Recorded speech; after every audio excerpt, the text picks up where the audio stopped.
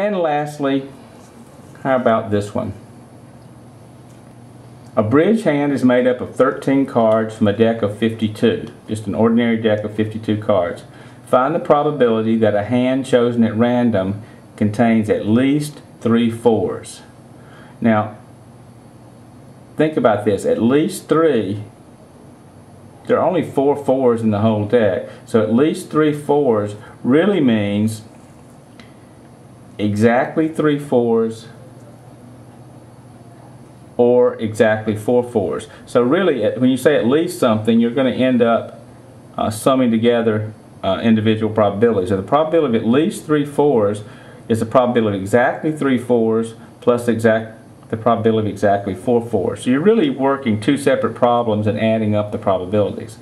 Now these numbers get pretty big. Don't let them scare you because the calculator is going to do all the hard work. You might need to practice putting things in memory and things like that, but the actual calculations, even though the numbers get sort of large, shouldn't scare you because the calculator does all the work. Okay, let's look at the probability of getting 3 fours. Well, we've done problems like this before, so I'm not going to belabor the actual setup, but I do want you to make sure you can think it through. The probability of getting 3 fours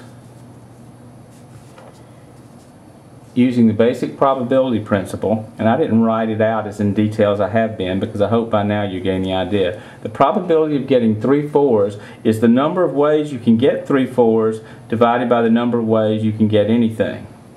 Now remember, you're drawing a 13 card hand, so you're going to get 13 cards out.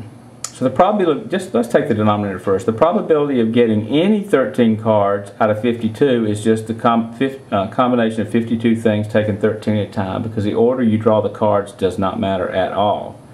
Up top is a little more complicated, but we worked a problem like this earlier.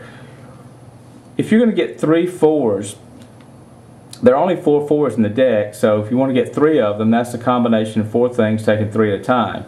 But you've got to, by the time you've done that, you've only drawn 3 cards. You still have to draw 10 more because you've got to draw 13. So the other 10 cards can't be 4s. They got to be something else. Well, there are 52 cards in the deck, so if you've taken 4, if you're choosing from the 4s, that means there are 48 things that aren't 4s. So you want to get 3 4s, and there happen to be 4 4s, and you want to get 10 things that aren't 4s. So you've got 4 4s in the deck and 48 things that aren't 4s. Same idea when you're talking about the probability of getting 4 4s. So now looking at the other part of the plus sign, or to the right of the plus sign I should say, the probability of getting exactly 4 4s, you want to draw 4 4s out of the 4 that are there. You want to draw 4, and there are only 4 4s. There are 48 cards that aren't 4s, and if you've already drawn 4 of them, that leaves 9 cards to be not 4s. And so again, the number of ways you can get 3 4s over the number of ways to get any 13, and the number of ways you get 4 4s, and by implication 9 things that aren't 4s, over the number of ways to get any 13. And from here on out, it's just arithmetic. You do need to practice doing this on the computer calculator, and if you can't do it, then you've got a problem and you need to take some time or get some help and get it done. I'm not going to use the video time here to belabor the calculator work, but do keep in mind that if you are having trouble calculating these numbers, you need to take care of that, because the problem's going to come back over and over again. And you notice here, I wanted to make the arithmetic a little bit better, so easier, so I noticed that both of these fractions have common denominators, so I just wrote the top plus the top all over one denominator. That way I only have to calculate this, and I don't have to put it in twice. I think that'll be easier. And if you do, using your calculator, you do these combinations. Combination of 4 things taken 3 at a time turns out to be 4. And again, I'm not going to use the video time to actually do these calculations, but you have to be able to do them. 4 things taken 3 at a time turns out to be 4. 48 things taken 10 at a time turns out to be this huge number here, plus 4 things taken 4 at a time is 1, and 48 things taken 9 at a time is this big number here. and 52 things taken 13 times is this number in the denominator. Again, those numbers are large, but who cares, because the calculator does all the work.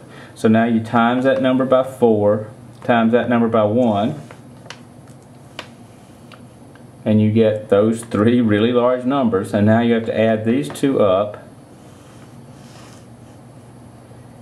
and then on the calculator do the division, and you'll come out to 4 decimal places,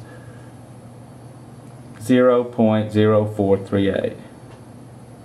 So again, I don't want to use the video time to belabor the actual calculations. You've got to go off to yourself and practice and make sure you can do that. But I really want to emphasize the thought process that goes into setting these things up. So pay some attention to what I said there, and if you have to, rewind and go back through it again, because knowing how to set these things up is a prerequisite to getting the right answer. And then once you do get them set up correctly, of course, you still have to be able to do the arithmetic on the calculator. So you have to take care of both of those things to do well on these.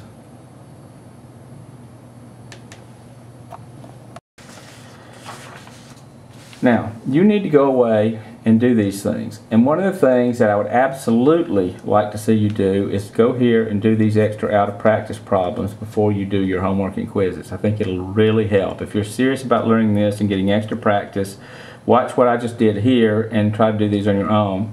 And there are lots of good online videos that, besides the one that you're watching right now, that's linked into your software.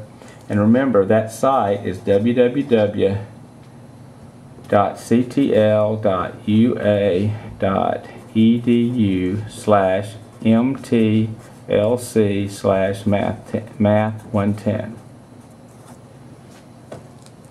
And go there and watch some of these other videos. If you're really having trouble and struggling, now if you get this really easily, there's no problem. But if you have any hesitation, any problems, any times when you're not quite sure what to do, or you're making some careless mistakes, take these extra steps. Come by and see me, get a tutor, go to the help sessions. This next test is coming up very soon, and it's not a good time to let things you don't understand catch up with you.